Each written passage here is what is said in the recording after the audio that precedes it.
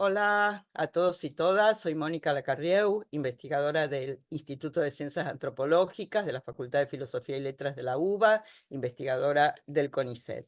Y les voy a hablar de un poco de los desafíos de la antropología urbana en América Latina, digamos, ¿no? En primer lugar, me parece como necesario, digamos, pensar en descolonizar dicho campo en el marco de una disciplina que se ha occidentalizado y obviamente también se ha colonizado y ha sido colonizadora.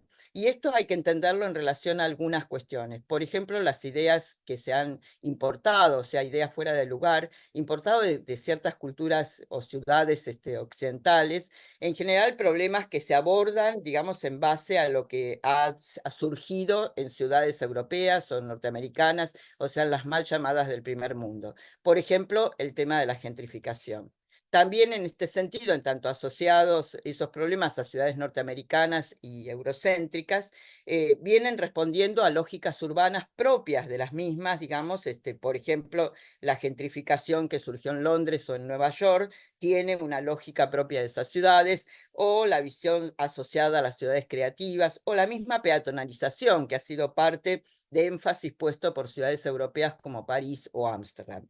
También, digamos, hay que mirar que esto se debe entenderse en relación, esta descolonización, en relación a una antropología que se centró, digamos, en lo indígena y buscó entonces reproducir enfoques, métodos, estrategias que negaron la mirada urbana y colonial de los propios antropólogos. O sea, los antropólogos ya tenían, cuando iban a ver indígenas, una mirada urbana o urbanocéntrica. Sin embargo, esto se demoró, digamos, en cuanto a pensarse y a entenderse como tal, y solo se logró cuando los antropólogos decidieron llegar a las ciudades hacia mediados del siglo XX, al menos en América Latina. O sea que antes que investigar sobre problemas propios de América Latina, solemos poner el foco en aquellos que han surgido en esas ciudades alejadas de nuestra región. Y esta es una nueva forma de colonización asociada tanto a los saberes, o sea, a la producción de conocimientos sobre las problemáticas propias, como a las formas de mirar solo ciertos procesos, incluso observando el poder en las esferas estatales, cuando el poder se capilariza entre diferentes actores sociales que construyen y hacen ciudad, digamos, ¿no? Por eso a veces también ponemos mucho el acento en las políticas públicas. Vinculado a todo esto, se hace necesario no solo pensar en la producción contemporánea de las ciudades de la región. Las ciudades latinoamericanas no solo se constituyen en base a palabras y procesos que, como dije antes, se importan del mundo occidental europeo y norteamericano, sino que además se construyen homogéneamente, como si Buenos Aires fuera lo mismo que México, y así podríamos continuar, ¿no?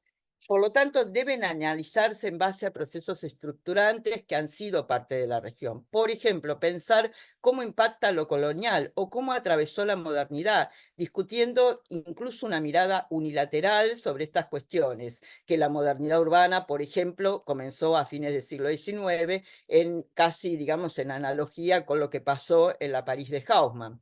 Entonces es relevante no acotarnos a la idea de ciudades contemporáneas, sino observar dicha contemporaneidad en base a los procesos históricos, cómo atravesaron esta contemporaneidad, y a los contextos locales que producen diferenciaciones entre ciudades de la misma región. Vinculado a los problemas del urbano, la antropología asociada a este campo tiene otro asunto que implica un gran desafío, que es lo metodológico. O sea, cómo lograr superar los enclaves, el territorio delimitado, digamos, pensar las ciudades como espacios en movimiento que se hacen en forma permanente y que lo hacen las propias personas que circulan, usan y se apropian de los espacios públicos, por ejemplo. En América Latina hay temas que se han naturalizado como propios. Me refiero a la pobreza y al pobre como un otro diferente al resto de la ciudadanía, pero también al foco puesto en el hábitat antes que en el habitar. Es decir, que aquí hay un desafío de gran relevancia. Por un lado, pensar las ciudades de América Latina construidas por múltiples y desiguales actores sociales, donde no todos son pobres. La antropología urbana tiene antecedentes en ese sentido, en donde solo hemos enfatizado en los pobres, digamos, y no en los otros sujetos urbanos, y donde el énfasis fue puesto centralmente en la vivienda como problema, sin pensar cómo se habitan las ciudades.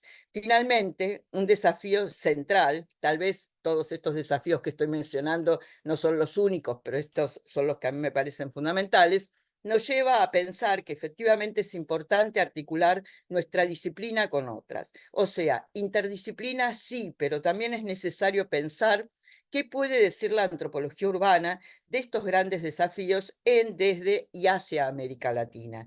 Sobre todo considerando que nadie dudaría o que es parte del sentido común, que un antropólogo trabaje con comunidades indígenas al mismo tiempo en que no se logra comprender cuál podría ser la diferencia entre un antropólogo, un sociólogo, un urbanista, entre otros, cuando se trata de abordar problemas urbanos. Gracias.